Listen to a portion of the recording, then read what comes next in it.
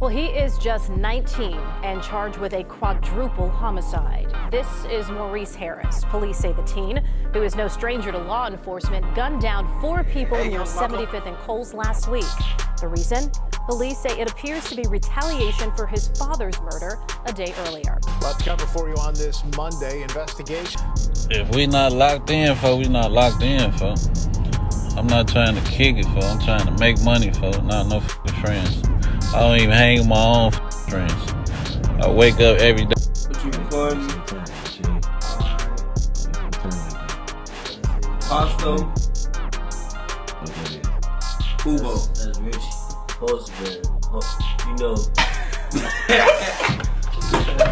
Well, one of the things that you kind of had a little bit to say about also before you went to jail was the Kyro situation. Kyro came out, he did an interview with 16 Shot him, and he kind of went off on G Herbo. I think he said he didn't hold people down, he didn't do some of the things he said he was gonna do. You kind of spoke out about it. You know what I'm saying? You kind of said that they shouldn't have brought it to the internet and that they should have kind of kept it with themselves. What do you think about that? Exactly what I said. Like, yeah, that's my man's. I ain't finna bring nothing to the internet about him and let the world know. If that's my homie, I'm gonna get up with him and I'm gonna see what's up. I ain't finna do no internet and be like, I'm chasing clout. Hell no, I ain't doing this. My homie, I'm gonna check you and I'm gonna get up with you. I ain't finna put it on the internet. That's making it seem like you want some other. The world had a front row seat to the violence, beefs, and gang culture these rappers and their homies in the trenches were living. Today, we're going to focus on one of those gangs, their origins, the come up, beefs, and their shocking fallout over a decade later. This is the real story of NLMB. In the east side of Chicago, there ruled a gang that was always in the line of fire. They were young savages that came up in the trenches and became the trenches for the next generation jumping off the porch. The world now knows them as NLMB, aka Never Leave My Brothers, made widely popular by NLMB members Lil Bibby and G Herbo after they blew up in the rap game. Specifically lost anyone who you knew, like family or friends? Yeah, out here I lost a couple people that I was close to, like family, But, you can't really get too caught up in the moment when you get caught up in this shit out here, that's when you slip up. In the streets, NLMB was officially known as the No Limit Muskegon Boys, which, as the name implies, was a merging of two sets, No Limit and the Muskegon Boys. But before they united their forces and became the gang that wasn't scared to go at it with any of the many ops surrounding their territory, they had their own battles to fight that led them to linking into one. No Limit's roots are planted in the soil of the Black Pea Stone Nation, which was co-founded by Jeff Fort, and later on he renamed it El Rukin after he went by his adopted name Prince Malik when he converted to Islam. Jeff Fort originally took over the group Black Pea Stone Rangers and turned it into the Almighty Pea Stones, aka the Black Pea Stones, where the P stood as a symbol of peace, prosperity, people, and power. But the reality was that they turned out to be a ruthless gang who was even telling the police to their faces that if they killed any of their members, that they would kill police. The criminal enterprise flourished, leaving a trail of bodies, and overtook Chicago's youth. And there's not going to be no killing without killing, gentlemen, with all due respect. Definitely not going to be any killing without killing, and I would like that to be clear for the record. Now the years passed and the bloodshed kept pouring until it came down to the new generation, where Jeff Fort's son, Antonion Fort, began the groundwork that would in time become NLMB. His goal was to take control of a certain part of Eastside Chicago that earned the name Terrortown, for the violence and carnage known to its streets. The area was located about 75th and 79th Street and had parents fearing for their children's lives. How does a place, get a name called Terror Town?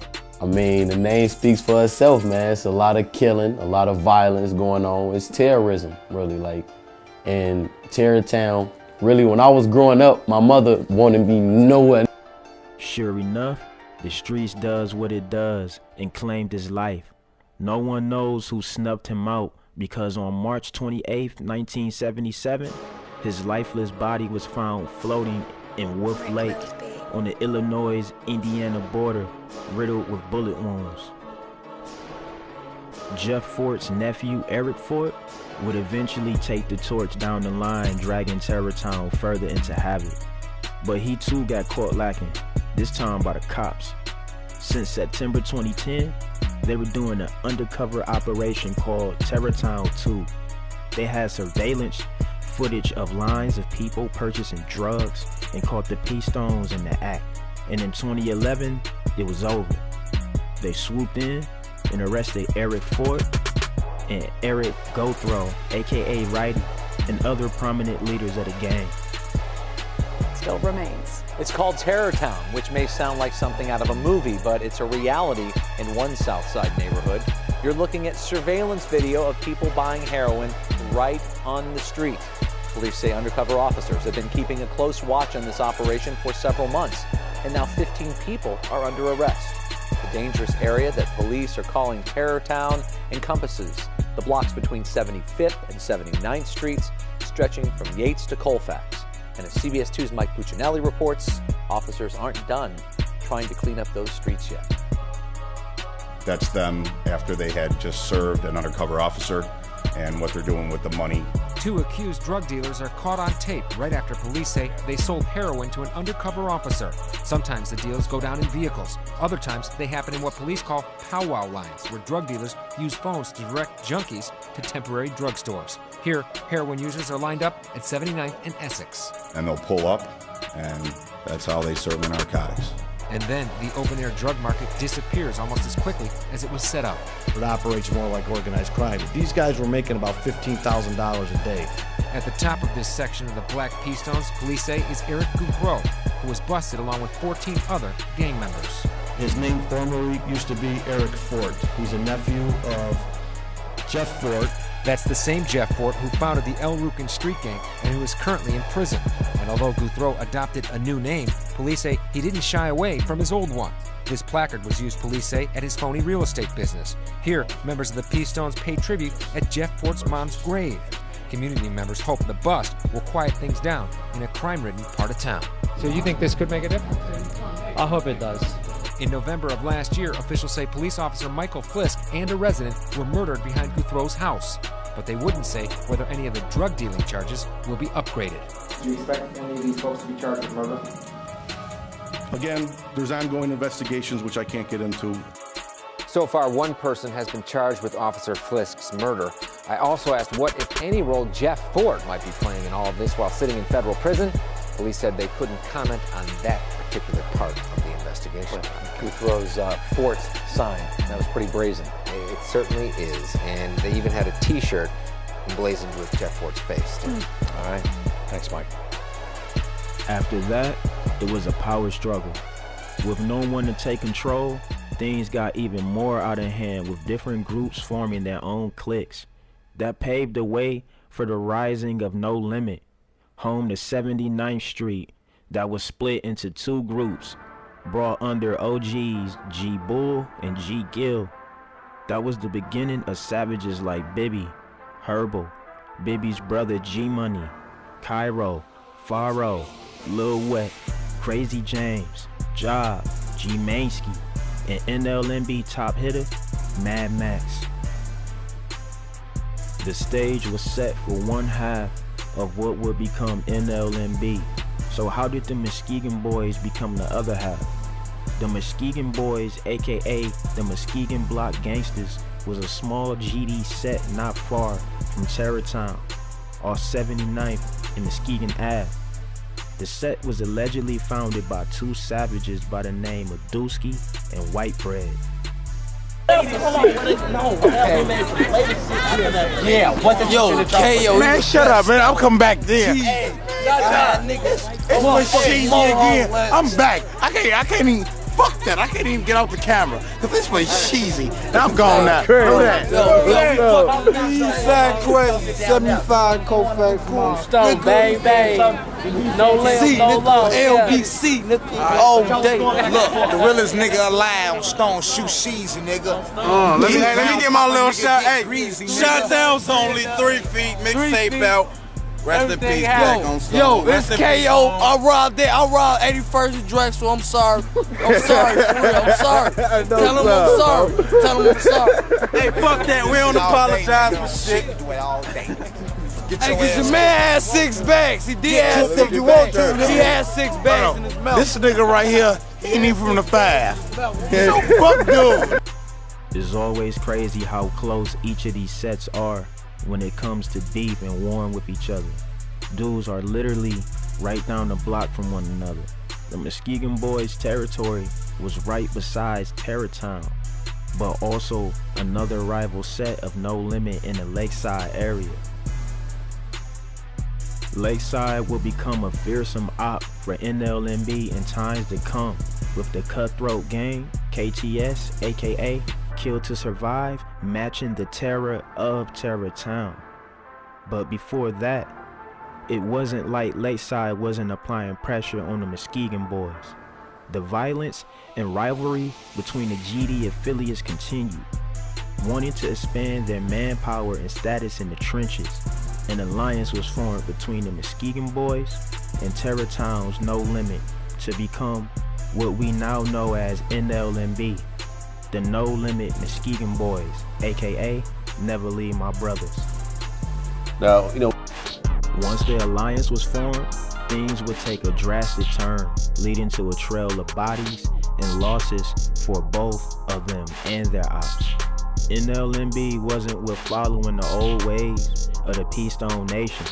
As far as they saw it, this was their town, their home, and they were the ones holding it down and keeping the gang's legacy alive. So NLMB stopped referring to the area as Terrortown and being affiliated with their predecessors, the Black P-Stone Nation. This new generation wanted the credit for putting in work and wanted to stand on their own name, so that's what they did. They try you a new thing, go get some new chain. I need this man saying me and my crew chain. Tell them drop dead, then I roll up a new thing. I can get some hair while I'm rolling with 2 chains. Couldn't give them dead, trying to got me that boot thing. I get in there, then I roll me a new thing. Yeah, I heard my man, everybody know me. The hottest in the land, everybody know me. And my shit look like dirt, we'll get a nigga murder. I'm real for the work, everybody know me. I'm trying to live life smoking on the OT. Gotta watch on my right so nobody smoke me. And you know I got the Jordan. What out? Yeah, just a little shit real quick. Watch on my right so nobody smoke me.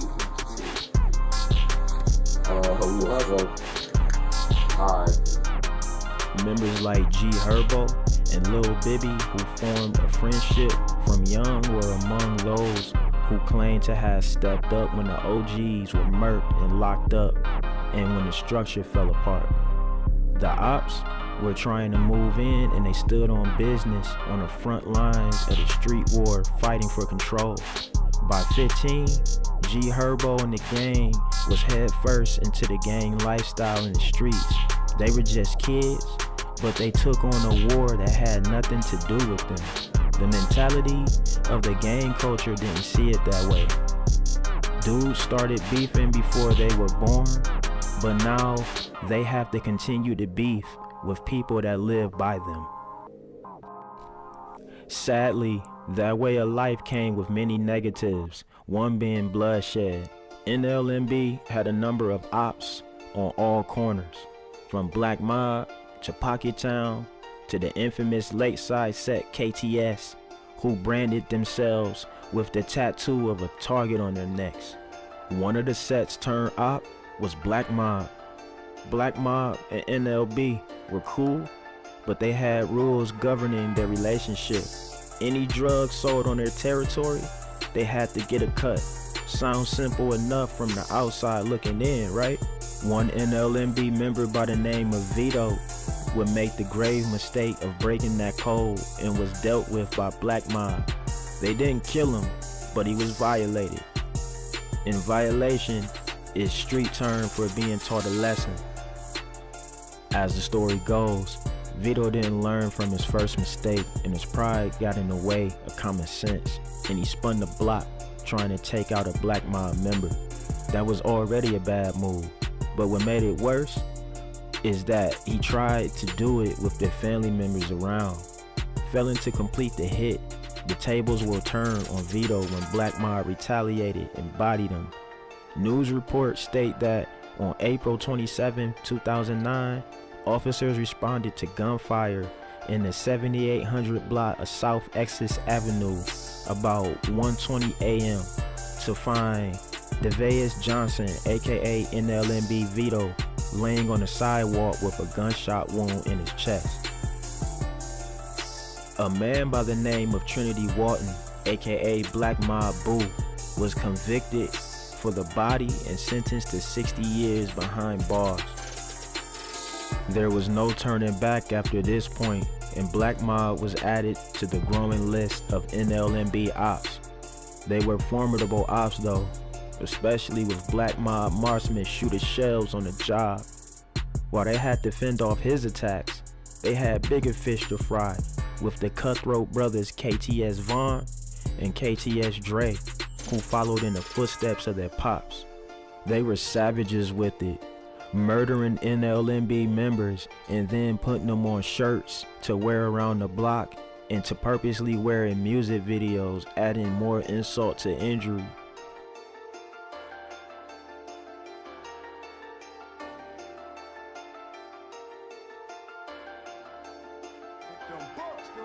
That didn't say NLMB was just sitting in the field as target practice.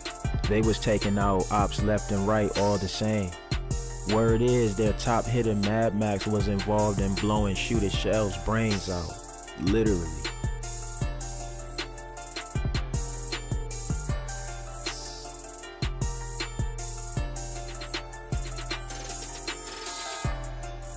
Investigators believed it was a targeted hit and linked it to gang violence, mainly NLMB, due to the connection in his diss track, Death for 150, released months before he was murdered. Mad Max was murdered later on himself, with Terrell Webb, aka KTS Hell Rail, aka Big Lakeside, being arrested for his murder. They say niggas like, they say Zoo, OTF Zoo, they say he get wild and all that shit, and then like Melly, like, you know what I'm saying, like the relationship they had, Melly got wild, Zoo get wild, whatever, you know what I'm saying. Max was not sliding on niggas like he wasn't doing that, so y'all could need to stop that. Max was not doing that. Max was not sliding on nobody who's getting over busy. So stop portraying this nigga like he was a super gangster, like he was sliding on niggas. He was getting up with killers. No, he was not. He wasn't getting up with no killers, man. Y'all need to stop that. Stop that, man. Stop praising that boy like that, man. Look, these. Okay. Alright. This isn't like a debate or anything. Yes, sir. Yes, sir. A GSR kit was done, a gunshot residue kit was done on you. Yes, sir. Ballistics test was done on the gun and the recovered shell casing from the scene. Since then, we've gotten all those results back. Yes, sir. Also, since then, little Chris has died on September 3rd. So now this has become a homicide investigation. So, Detective Carlson here is going to read you your Miranda rights. For the gun or For a homicide, so. Yeah, this is no homicide investigation. So, we'll read you your rights. Hold on. You want a second? Hold on. Well, before we talk to you, say anything, I need to read you your Miranda rights. Okay. Yeah. For the shooting of little Chris. In 2021, after both shooter shells and Mad Max had passed, unsealed court documents show that the feds had Christopher Jackson, aka Mad Max, as one of the suspects in the gruesome hit of shooter shells.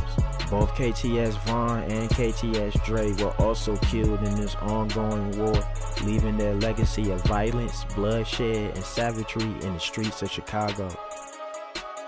June 23, 2015, Geeked up and on drugs, Vaughn was murked in the Greater Grand Crossing neighborhood on the south side, as stated by police.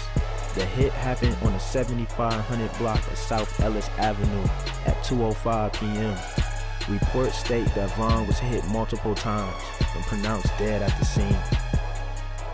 It was never confirmed who carried out the hit, but many speculate NLMB due to the evidence like NLMB Mad Max, aka C Money, who was at the time still alive, changed his IG bio to quote-unquote Big No Limit the Smoker.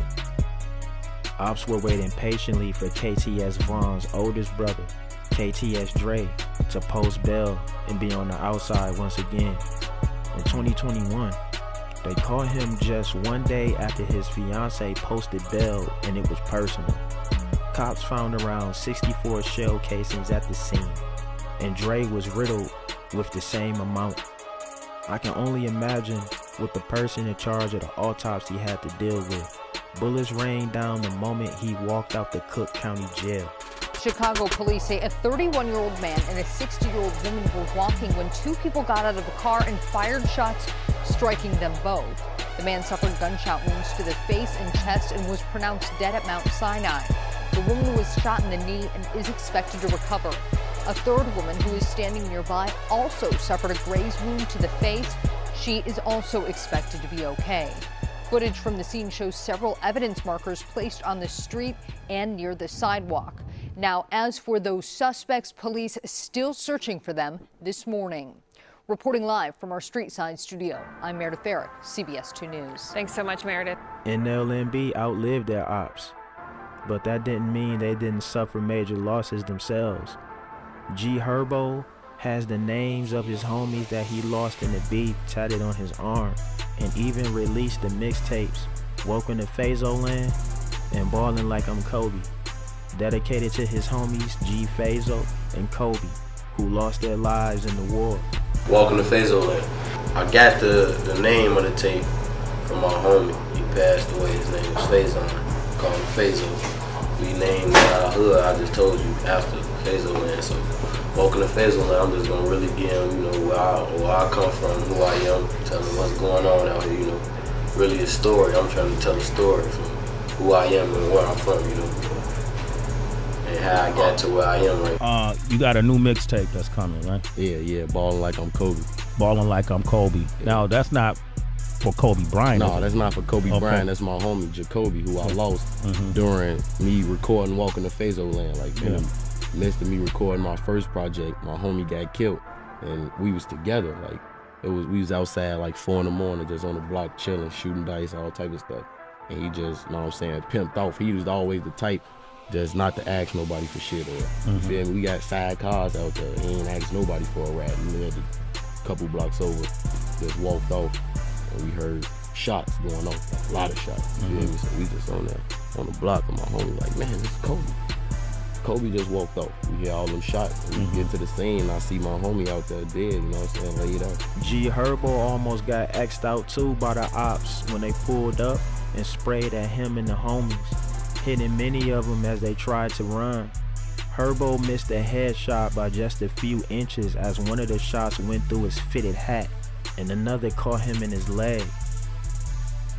Both of the faces of NLMB, G Herbo and Lil Bibby, made it successful in music, with Herbo going mainstream, dropping top 5 Billboard albums like 25, and Bibby co-founding Grade A Productions record label with his brother G Money, signing huge artists like Juice WRLD and the Kid Leroy.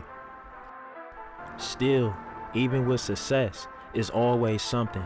NLMB started having internal trouble. No Limit Kyro, who was in the famous KTS No Lacking series, where KTS Dre caught him lacking at the McDonald's and punched him out, accused G Herbo of being a fraud in the 2020. Cut your hair. I'm finna go to jail, shit. I don't know, I ain't been to the joint in a minute, shit. Be cut motherfuckers dreads and shit. Probably pretty crazy. Man, come on, motherfucker, on phone great. Yeah, real right here. Hell yeah, he fighting 45 to life. Y'all know that. You know, they tried to call you. What's his name? Real, nigga.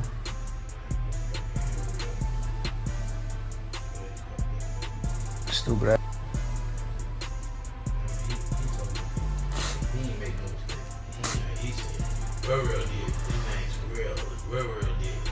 He said Real did it. Yeah, the man said, he said, I'm the state's attorney.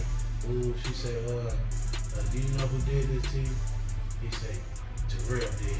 Yeah, why should we do that to Terrell? Yeah, man, it's Real right there.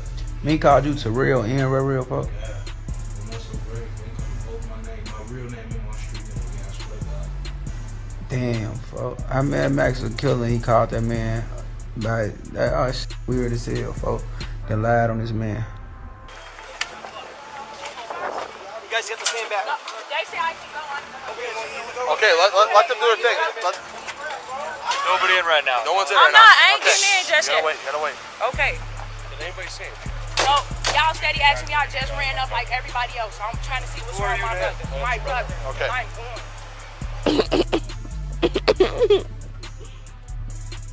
The OD people outside. These no limbs. On that collar. Mad Max, aka C Money, aka Killer Chris, or Lil Chris, was a black P-Stone from NLMB. Mad Max was an active shooter and killer for his hood. It operates more like organized crime. These guys were making about $15,000 a day. At the top of this section of the Black P-Stones, police say, is Eric Guthrow, who was busted along with 14 other gang members. His name formerly used to be Eric Fort. He's a nephew of Jeff Fort. That's the same Jeff Fort who founded the El Rukin street gang and who is currently in prison. And although Guthrow adopted a new name, police say he didn't shy away from his old one. This placard was used, police say, at his phony real estate business. Here, members of the P-Stones paid tribute at Jeff Fort's mom's grave. Community members hope the bust will quiet things down in a crime-ridden part of town. Now these are some of the alleged 11 bodies that Mad Max racked up before his passing, and we'll actually cover a few. But the alleged bodies are Lil Fo from Merrilltown, Jordan from Black Mob, Eric Chisholm from Black Mob, T-Bone from Black Mob, Lil C from Merrilltown, Lil Joe from Merrilltown, Bio from Merrilltown, KTS Vaughn from KTS, Rocco from Stony Spot, KD from Stony Spot, and Shooter Shells from Black Mob. The first body that we gonna cover is KTS Vaughn. June 23rd, 2015, geeked up and on drugs, Vaughn was murked in the Greater Grand Crossing neighborhood on the south side, as stated by police. The hit happened in the 7500 block of South Ellis Avenue at 2:05 p.m. Reports state that Vaughn was hit multiple times and pronounced dead at the scene.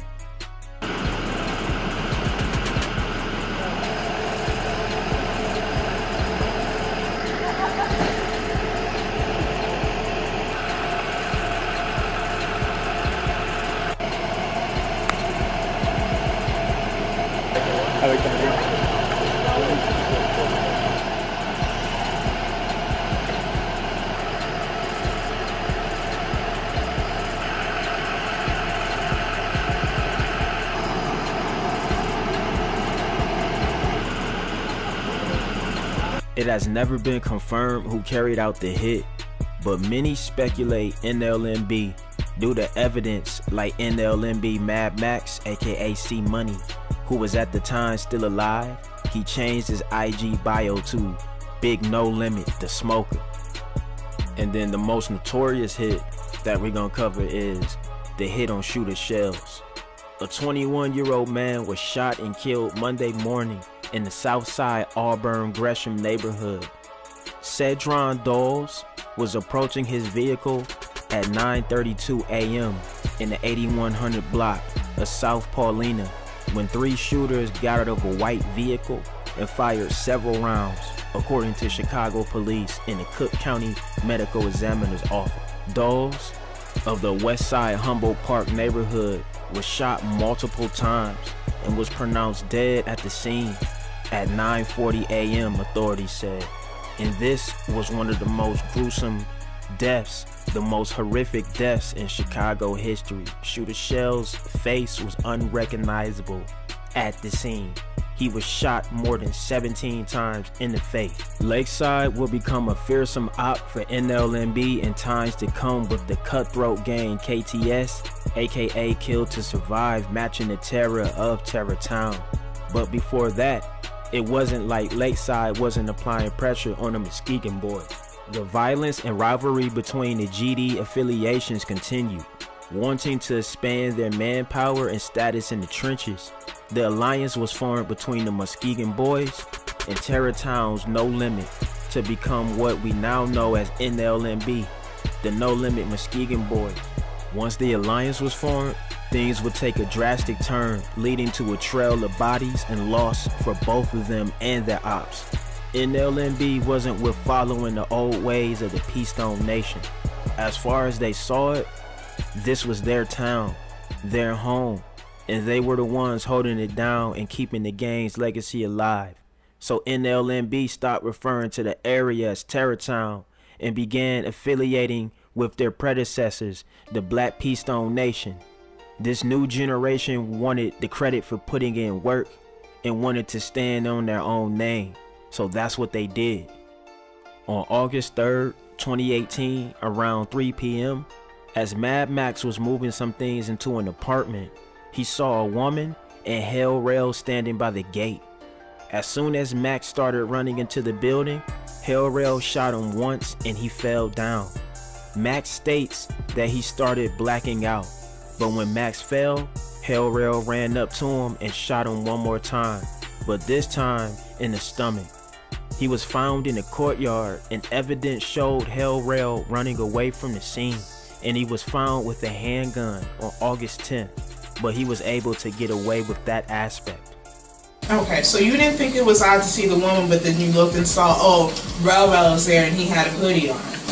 Was Rel, sorry, is that yes? Yeah. Was Rel's hoodie up or was it down? Up. And when you saw Rel with the hoodie up, what did you do? Tried to run back in the building. So you turned, you ran, and you tried to run into the building? Yes, ma'am. And were you able to run into the building? No. What happened as you tried to run into the building? I shot 4 times and made collapse. And were you able to see what type of, when you say he shot, who shot? Terrell. Black Nike, black shirt, black pants. Were you able to see what color the gun was? All black. And were you, so you said that you were shot, and then what happened at that point in time? You fell out? Where'd you get this gun? Where'd you get this gun? Just from the stand by. Units QC air clear for 76 and Kingston 76 in exchange. 463 Eddie has a possible weapon recovered at 75 in exchange. The possible shooter from 7626 South Kingston. I need a cage car, 75 in exchange. Alright, 10-4.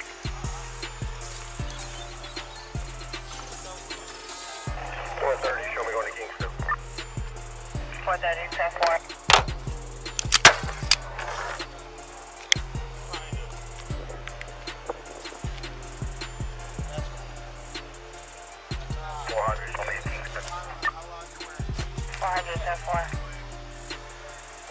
That's like a weather call. No more questions.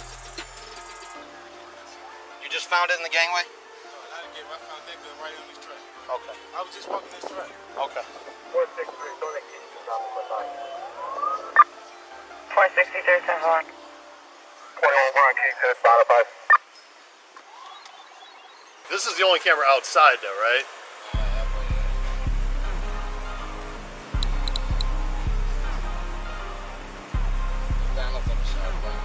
Where's that?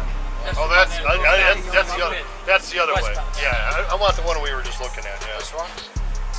I want the one. No, I want the one we were You just. got the one with the shooting here? No. You're shooting down there? I'll send you a picture. I don't know. I just want to record. I just want to record this. This? I wanted to finish recording what we had on tape here. You got a little confused there. I wanted to finish recording what we had on tape.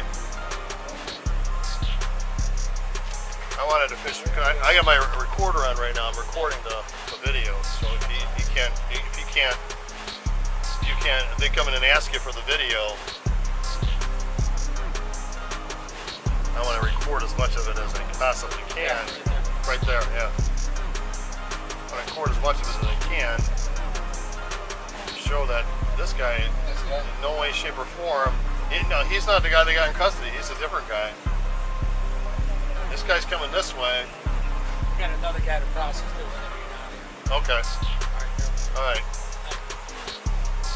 I think that's good. Just till my squad car gets here. It'll be the next minute or so. What time was that there? About 4:14. What do you have on there? 14:05 or something? I don't waste your time.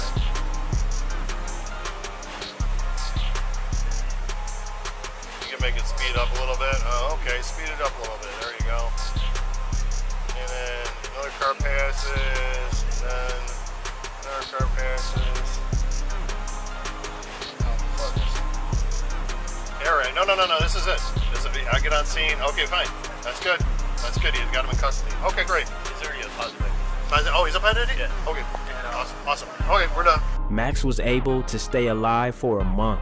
He was heavily under drugs and in and out of consciousness, and he was being pressured by detectives constantly. On August 8th, detectives showed a photo lineup of suspects. Max pointed out Hell Rail and said, "He shot me. That's Terrell," giving a statement and name. Chris, do you recognize what I've marked this video exhibit one? Oh, sorry, do you recognize this? Yes. And were you previously shown this by detectives? Yeah, I don't know what them dudes. You say you only know one of those dudes? That's one. Which was the dude that you knew? From third photo to the left. The third photo to... Can you point to him? And is that person circled? Yes, ma'am.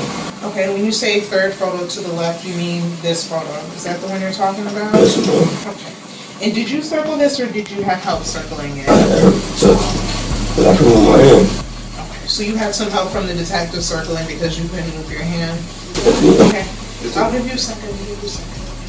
What did this person do to you? Shot me 4 times. Can you sign this or would you like me to sign for you because of your hand? You signed for me with my hand. I'll sign my name first. Assistant State's Attorney Margaret Vanderhorn, and then I'm going to sign for you. Christopher Jackson.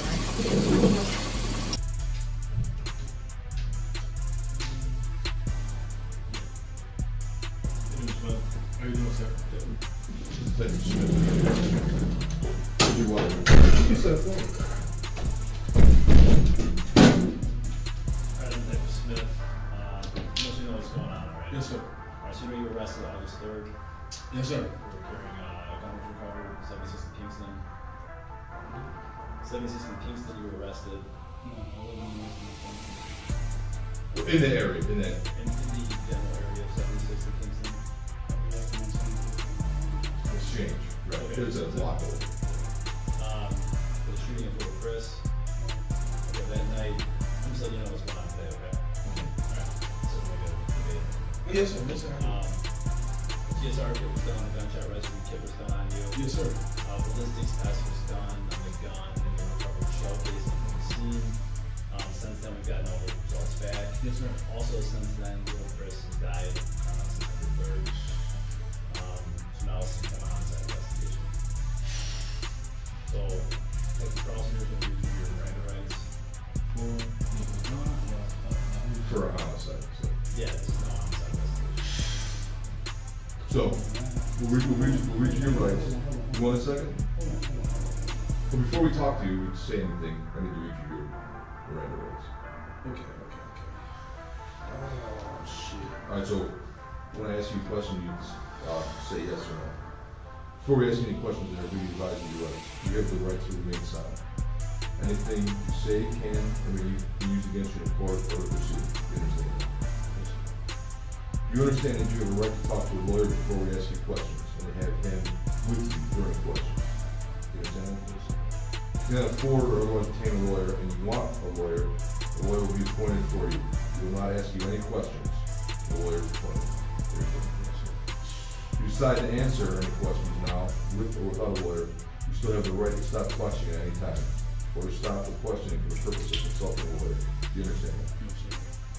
You waive the right to advice of counsel, and your right to remain silent. You may answer questions or make a statement without consulting a lawyer if you desire. Do you want to answer any questions, or would you like a lawyer? I need a lawyer, man. Just let me kind of say something out of my mouth. Just let me. Sure, man. You can say whatever you. I got a lot. But I mean, hang on though. You can't say anything. If you have a question about something, you can ask a question back to the world. But if you're going to say anything about this case, you have to go away.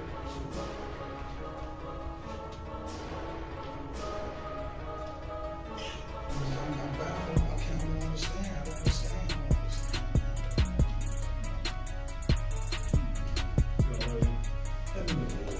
Okay. We'll bring you back downstairs in a little bit. You got something, want some chips or something? No?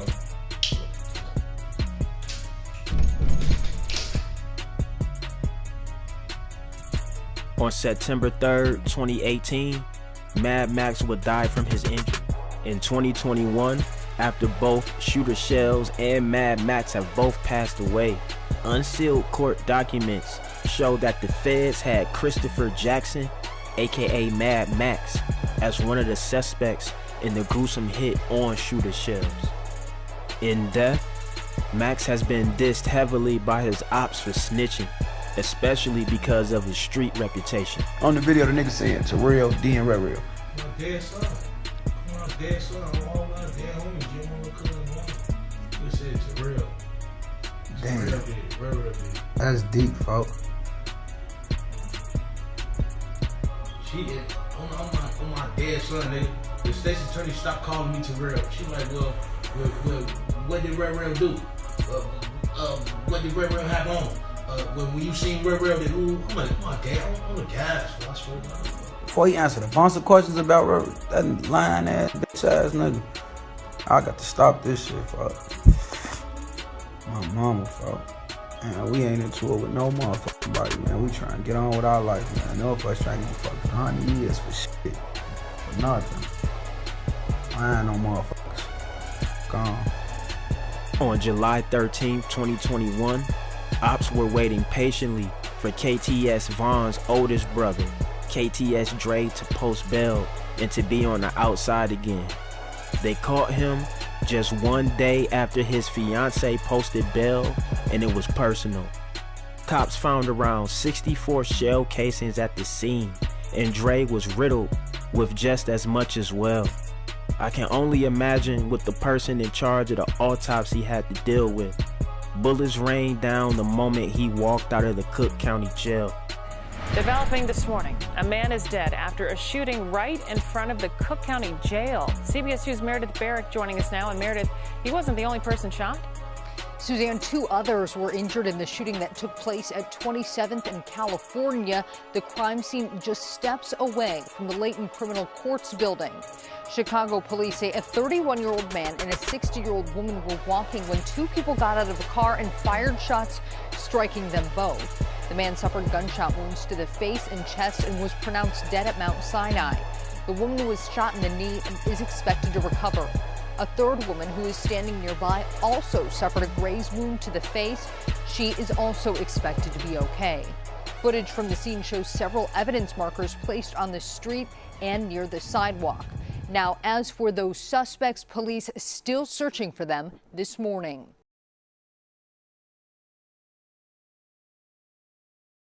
So smart, boy, you wasn't no limbs. Capo, Kobe, Dito, Fazo, all them niggas, boy. I beat your ass here. So ass. Ho, look, boy. You ain't no limit. I pop your whole boy. Look. Keep talking. Keep talking. Watch me choke you out with this. You up, bro. on. You know what the going on. I'll slap your whole.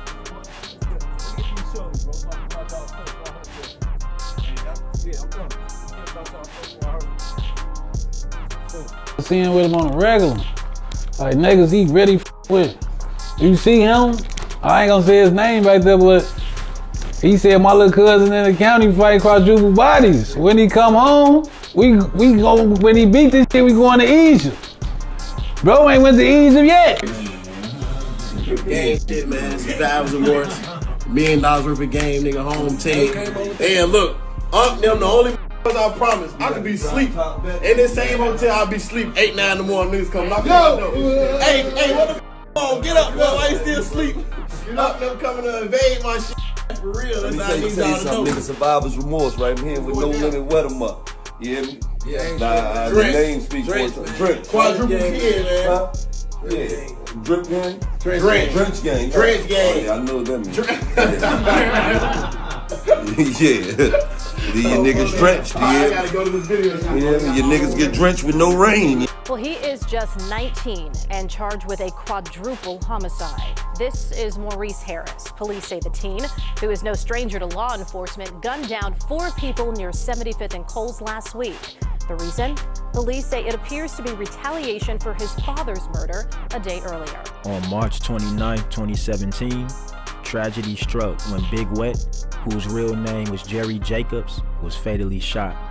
The events that unfolded afterward would shock the community and elevate Lil Wet into an infamous figure in No Limit. NLMB is a very old set. They go way back to the 70s.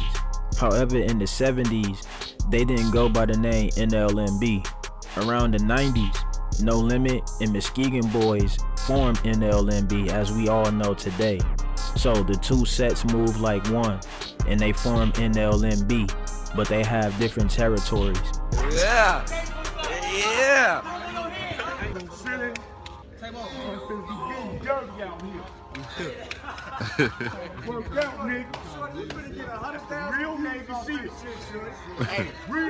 These are the op sets of NLMB. You got Black Mob, Sino City, Death Row, Lakeside, Pocket Town, Mid Gang, Bio Block, RBO, No Good, 358 Gang, Gyro City, 800, Frank Block, Blicky Gang, EBC, Taco Gang, and more. And like I said, NLMB is an old set, so you know, with them being around for a long time, of course they got a lot of members that's no longer here. But here are some of the notable members that are no longer here. You got Vito, G Fazo, Rock, C-Mo, Pistol P, Kobe, GBE Capo, Lil Gage, Big Wet, G Slim, Mad Max, and Lil Greg. A lot of people think that Lil Wet is a BD, but in actuality, he's a renegade GD. NLMB is comprised of a lot of renegade GDs within the set. It's a mixed set. You got BDs, GDs, renegade GDs. Couple of family members is gangsters. I ain't gonna shoot the GDs. What the GDs on me? What you need to ask the GDs? What y'all on the drench? Let's go out, ask all the bricks. I need on the drench, man. Bro. Cause we don't fuck with GDs over here, you know? Bro, take it how you want to take it. That's that drench shit. Once again, take it how you want to take it. Bro. During this current period of time, NLMB was in heavy war with Black Mob and KTS. And Shooter Shells is the alleged killer of Big Wet, who was Lil Wet's father. Motherfucker gotta walk through the land real fast, you know. Still be on maximum security, you know, ain't shit changed. Yeah, you know, through the land, I have to, you know, this motherfucker drive, but shit, you know, shoot the shells back, you know, shit from the. Man, that go been drop. Come on, man. That's where all my mail go. I did a PPP that didn't go through in that address. 14, 15, whatever. Why the fuck you ain't dead yet? I was locked up. I wish I was home. Shout what's come on, up, man. bro? Man, no, don't get on here You back. come out and look, then your soft ass come out of GFO. You 5 feet, bro. No, folks, What you was doing? Anytime we look, What you was doing? Anytime a nigga butt with y'all at school, Anytime I didn't punch on you is when we was at picnic field. anytime What you a was nigga doing? butt with y'all at school, y'all felt that pain. Oh, $7. Why is you on here back? See, that's why I don't like adding you goofy ass niggas, cause you get on here felt lying that and pain, shit. bro. Anytime a nigga butt with y'all at school, y'all felt that pain, bro. We only bumped once in school and I got kicked out. Nigga butt with any nigga at school, they felt that pain, no matter what. Your ass baffled to me. You trying to make yourself look good for your fans. Pull up, I'm right here. What you want? Pull up a die? You ask me on a die? What? Who wrong? You beg to die, motherfucker. Begging for this shit. I Why talk- the fuck you begging for this I shit? talk nigga? to God. Oh shit. Bitch, you asking me. God don't let me call the motherfuckers home. Y'all be calling for his ass home. Fuck, y'all ready to go see his ass, boy. I don't care. God don't even call y'all ass home. However, the people that God called, that y'all say God called home, he ain't even call their ass. All right, yeah. Nigga, I was just steady trying to come see him. He just said, fuck it. Pull up. Pull your dumb ass up. So did I get the re-rap part? Man, this is tape, gang. No, it's about the rap part. No, you don't get the rap part. I just gave it to you. Here you go, right, open it. Y'all come on, I did. On that fateful night, March 29, 2017, at 11:13 p.m., Big Wet was walking on a sidewalk at the 7900 block of South Phillips when a dark vehicle approached. 4 men hopped out, shooting Jerry as he tried to flee. Despite making it to the hospital, he was pronounced dead at 3:40 a.m. on March 30th. As a lot of you know, Lil Wet got charged for the murder of 4 people in what police think was a revenge attack for the killing of his father G-Ball, aka G Slim. In the aftermath, the police publicly confirmed that Big Wet was a documented gang member, an OG in No Limit, a Chicago gang with a long-standing history of conflicts over control of territories, notably Terrortown. Big Wet had faced murder charges twice in the past. Area that police are calling Terrortown encompasses the blocks between 75th and 79th Streets, stretching from Yates to Colfax. And as CBS 2's Mike Puccinelli reports, officers aren't done trying to clean up those streets yet.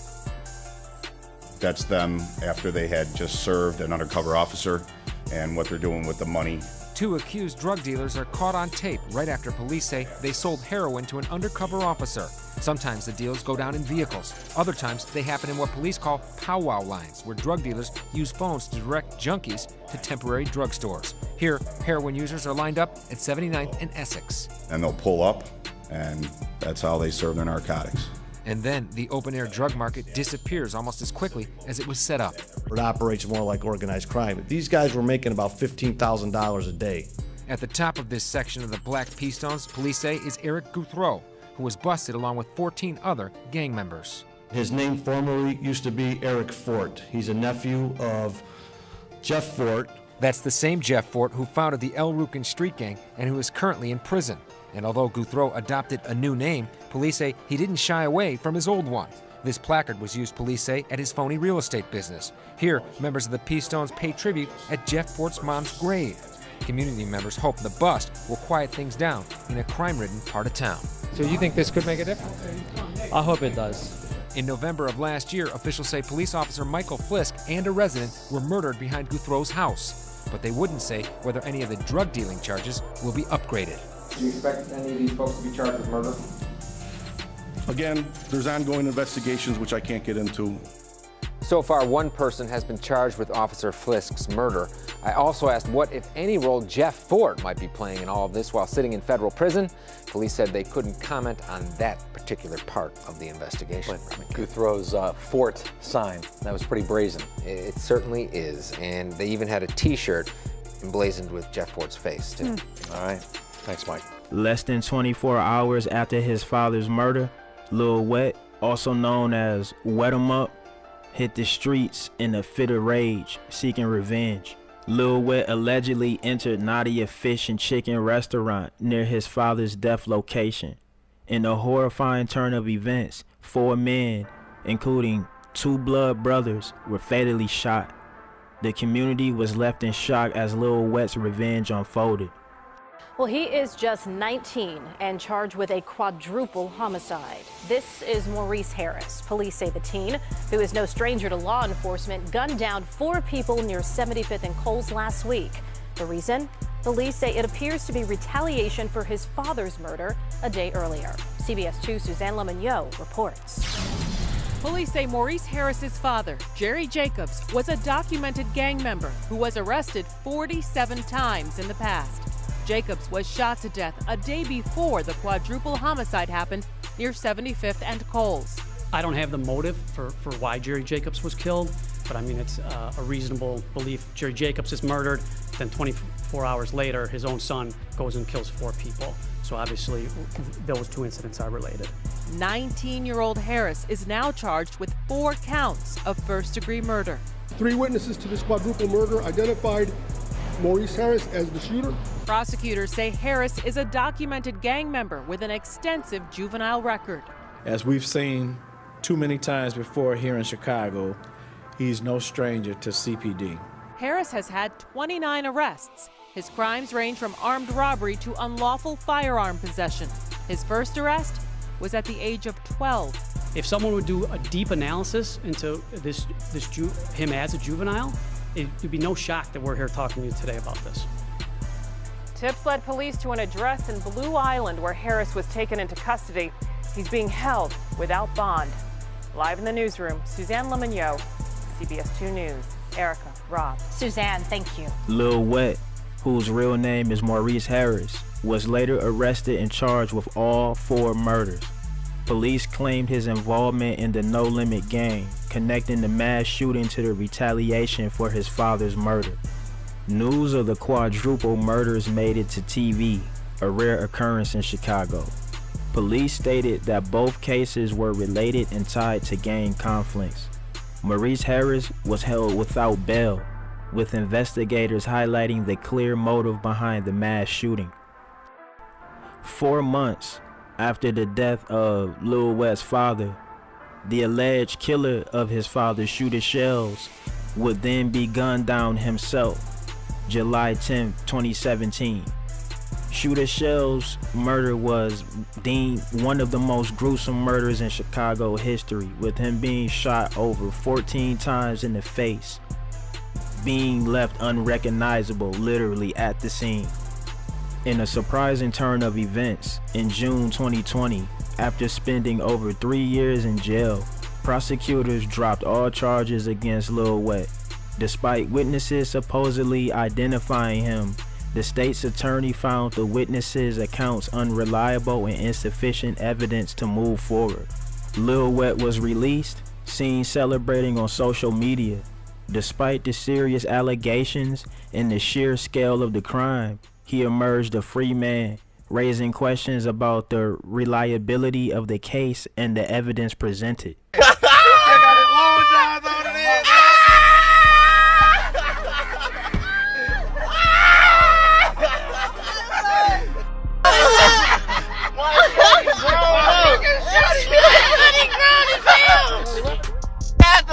Shutty, real bounty. Hey, Hey, Mayweather. Mayweather. Your shit got long, shorty. Woo! No, we gonna get the game. Turn this into a memory, yeah?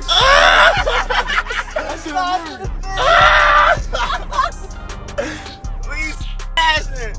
Oh, my great. County killer, folks. Damn, oh my God. You was on more grand than I feel it, Shirley. Come to E-Way. Shirley came out long time. Tell him.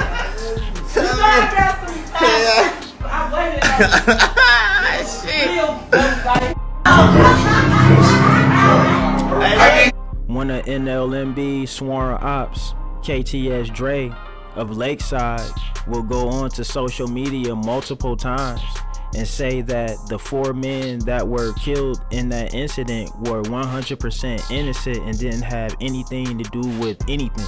Get your face cap, shit, got it, oh yeah, Lil Wet, bitch. Go water your daddy, ho, nigga. Fuck, come out. Bitch ass nigga. Came home, boy, off all them innocent ass, all that shit, all innocent people, boy. That's another thing, y'all ass be weird as hell. Them all innocent motherfuckers, man. Y'all be acting like a motherfucker that did some shit. Shut up. And the motherfucker ain't cried about none of them people. Well, probably they mamas, nigga. Then a year later, July 13, 2021, KTS Dre will finally be released from the Cook County Jail after his girlfriend put up bail and she and his grandmother were on the way to pick him up.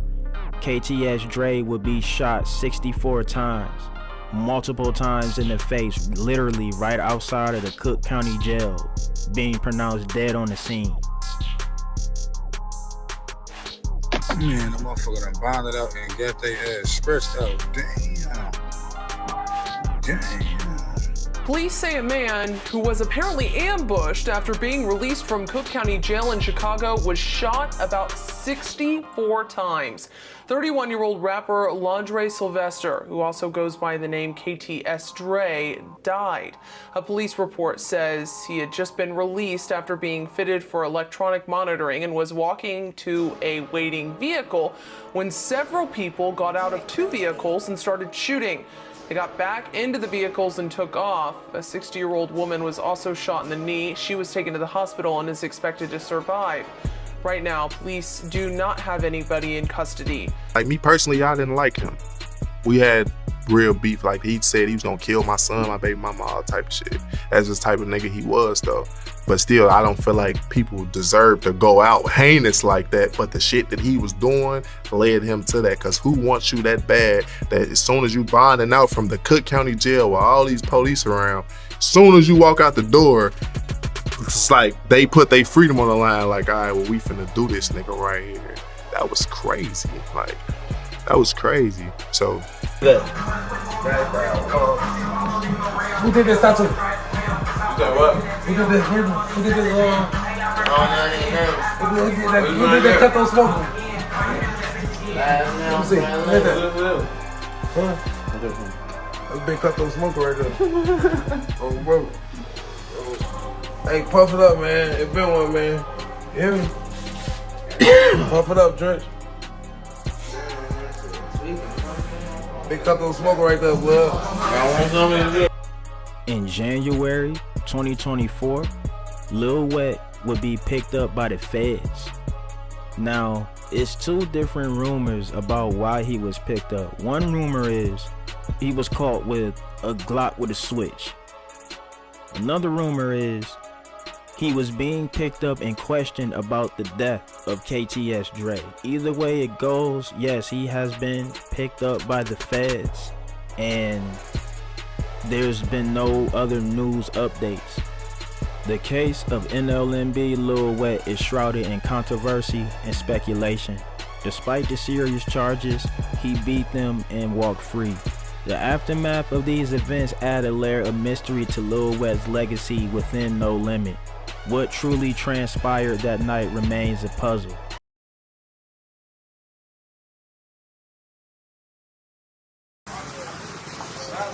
Who you right here for, sweetheart? Who you right here for? You ain't finna say nothing? Somebody that finna say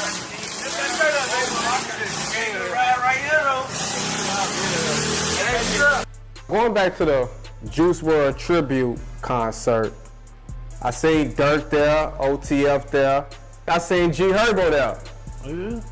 I did, and I also seen NLMB Kyro there. So I'm like, damn, I wonder if they bumped into each other. And if so, what happens? Did you see Herb there?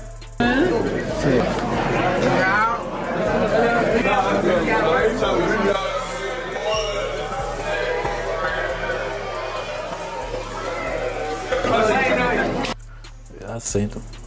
They weren't really. Did you speak to him? Nah. Did he see you? Yeah. All right, so tell us what happened when y'all seen each other. They weren't really, man. I mean, you know, I still love bro, folks. I don't want to hurt, bro. I don't want to kill, bro. I don't want to rob, bro. Why you make an interview? I wanted to take my anger out on the interview, so I won't even think like that towards, bro. Like, this my real homie, fo. Like, Kyron Dameron, aka No Limit Kyro, or NLMB Kyro, is a member of the No Limit Set/Drench gang. He's known for being an affiliate of G Herbo's, and he's known to be with the No Limbs and Drench gang. No Limit Kyro was released in 2017 after serving 2 years for possession of a weapon.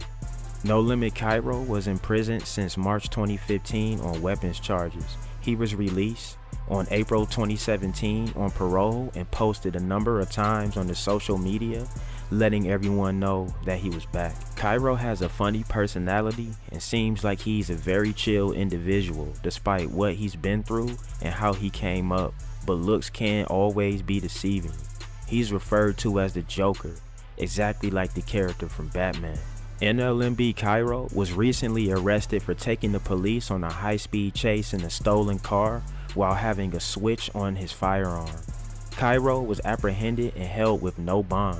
This isn't his first time being arrested, and he has some serious charges this time. Some of his charges are being a felon in possession of a weapon, possessing a stolen vehicle, fleeing an officer, and being a felon in possession of a machine gun. The machine gun charge is basically having a modified handgun, aka a switch on a pistol. All of these charges sound like Kyro was in the process of getting ready to slide or do a hit, in my opinion. Why else would you be in a stolen vehicle sliding with the switch? Who knows what would have happened if Kyro wasn't caught by the authorities. No Limit's roots are planted in the soil of the Black Pea Stone Nation, which was co-founded by Jeff Fort, and later on he renamed it El Rukin after he went by his adopted name Prince Malik when he converted to Islam. Jeff Fort originally took over the group Black Pea Stone Rangers and turned it into the Almighty Pea Stones, aka the Black Pea Stones, where the P stood as a symbol of peace, prosperity, people, and power. But the reality is they turned out to be a ruthless gang who even told police that if they killed them, the police would be killed. And there's not going to be no killing without killing, gentlemen, with all due respect. Definitely not going to be any killing without killing, you know. And I would like that to be clear for the record. I understand the fact that we got police in here. I wanted you to be here to understand what I said. The criminal enterprise flourished, leaving a trail of bodies, and overtook Chicago's youth. So allegedly, KTS Dre is No Limit Kyro's only alleged body, and KTS Dre's death made headlines not only in Chicago but nationally due to the number of times he would be shot in the location where KTS Dre was caught. His alleged assists would be on KTS Rio and Killer Spook from Pocket Town. everybody from our shit ain't no goofy.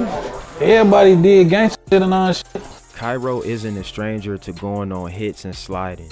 He's been on multiple drills, so the internet can say what they want, but Kyro stands on business behind the scenes in a deadly way. He's alleged to have 9 attempts.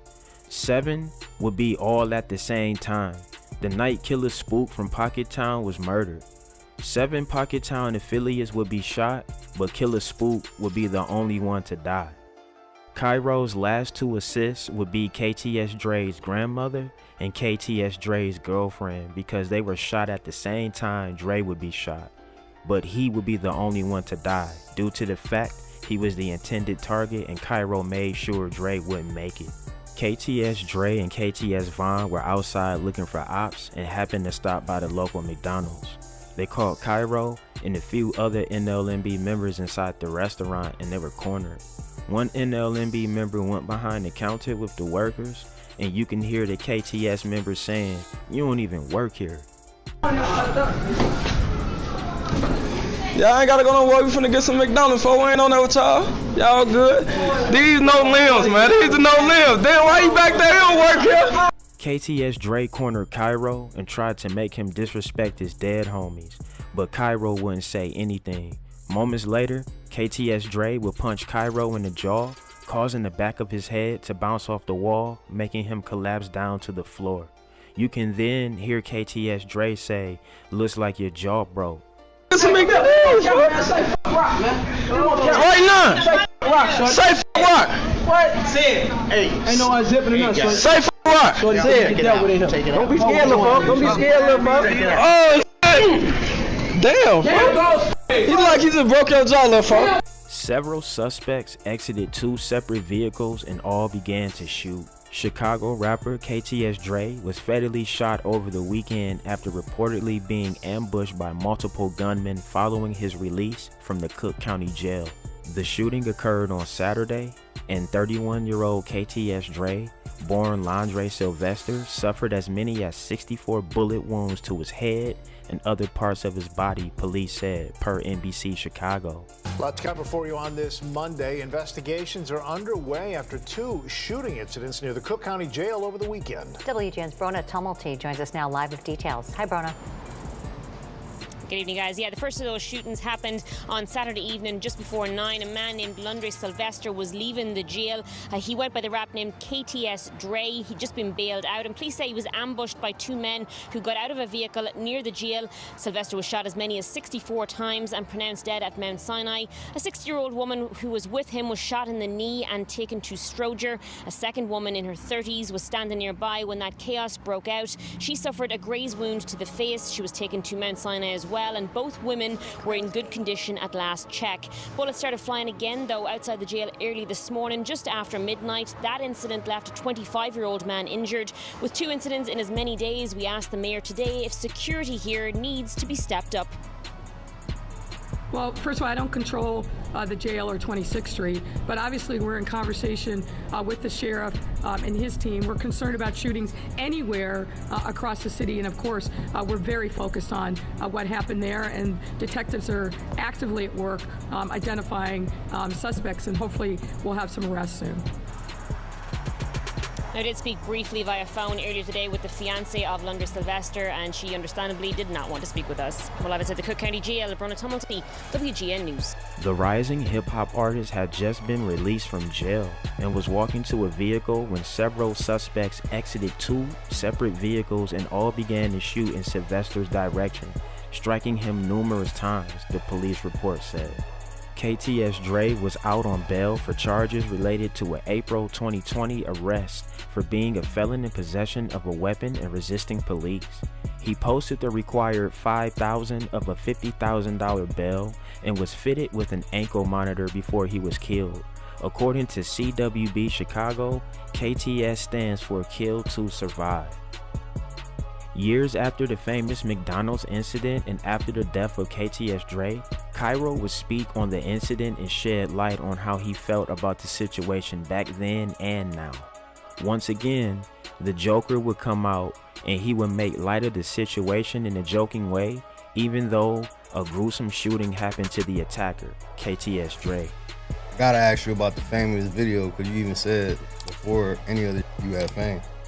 So you know the famous video everybody talk about in McDonald's. Damn, Remo gonna drag your ass again. Yeah, he can drag me. I gotta talk about it, man. So what was going on that day? So you were just at McDonald's and then? Yeah, that was just like, it wasn't really, like, I was like 16, 17. That came and I did that weird thing. I ain't gonna lie. Like J-Man said, I be making fun of that right now, but that was like a serious situation. Like I don't be playing about that situation. I don't let nobody talk about that for real. Like that shit make me mad at them. But at the end of the day, I learned a real lesson from that shit. And then it's like I said, it's like seeing is believing. So like a base that whole situation, like, yeah, his ass ain't no shit. His ass and don't even be knowing, like a motherfucker don't know what I'm capable of unless they see this camera, like, yeah, other be on camera, or tell you personally what I'm capable of, or if I get locked up for this.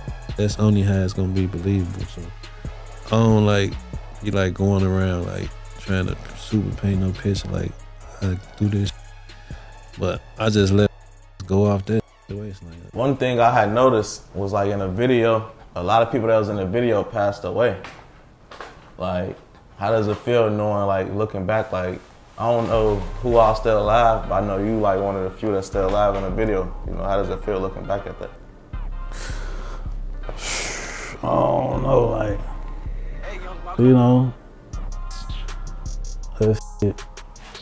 I just be looking back at that like, damn, I'm happy to be here. Shit. Kyro would even take it as far as revisiting the same exact McDonald's where he was punched and made fun of the situation once again, just like the Joker. I'm finna go face my fears, man. Going to McDonald's for the first time. You crying, bro? Yeah. Finna go face my fears, man. First time going back to McDonald's. Ever since the incident.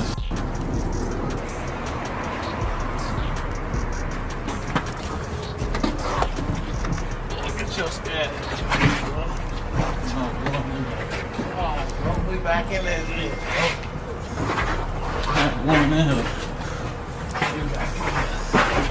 You probably in here, man. Ain't nobody in here with us, nigga.